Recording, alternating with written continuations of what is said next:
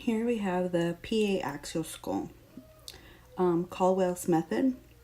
So on this image, we want to see the entire skull visualized. With this projection, we have a 15-degree caudate angle, throwing the petrous ridges over the lower thirds of the orbits. We want to make sure there's no rotation or tilt, and this you can tell by seeing that there's equal distance of lateral borders of the skull to the lateral borders of the orbits. Here we also see the crista galli. And we want to make sure that we have proper collimation, pretty tight all around. Here we have the apiaxial Townes method. Once again, we want to make sure that there's proper collimation. And we want to see the entire cranial shown without tilt or rotation.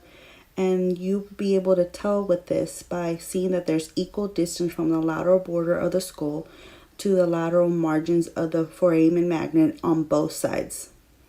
And you should be able to tell and see the dorsum cellum through the foramen magnum.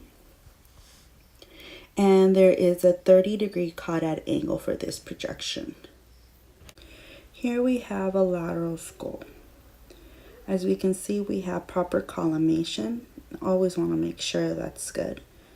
You also want to see the entire skull demonstrated without a tilt or rotation. And you can tell because we have superimposed orbitals and the greater wings of sphenoid. And we have superimposed mastoid region and EAM. You also want to see superimposed TMJs.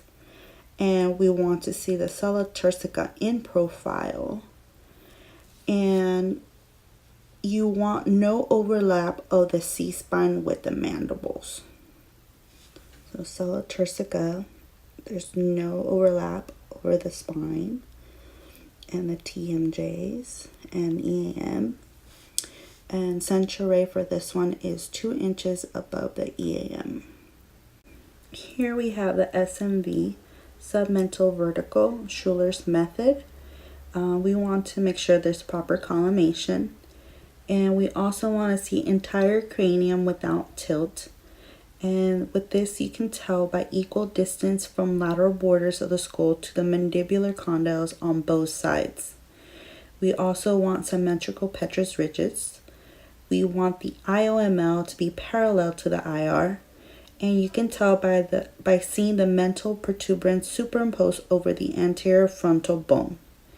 We also want to see the mandibular condyles anterior to the petrosa.